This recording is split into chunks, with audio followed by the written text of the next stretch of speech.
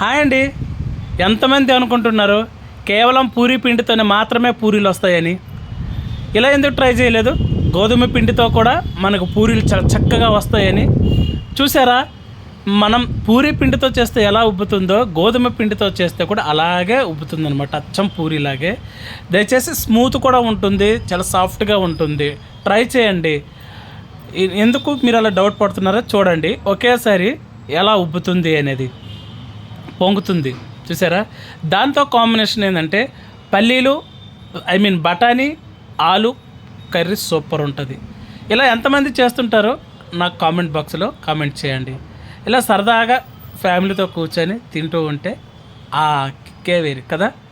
నేను, మా మిస్సెస్, పిల్లలంటే తర్వాత తింటామన్నారు. మా చెల్లి అంటే మా మిస్సెస్ వాళ్ళ మామయ్య కూతురు అనమాట. ఓకేనా? నచ్చితే లైక్ చేయండి, షేర్ చేయండి, కామెంట్ చేయండి, సబ్స్క్రైబ్ చేసుకోండి. ఎందుకు ప్రతి ఒక్కరు వీడియో చూస్తున్నారు, లైక్లు కామెంట్ చేయరు? ప్లీజ్ అండి, అర్థం చేసుకోండి. Thank you.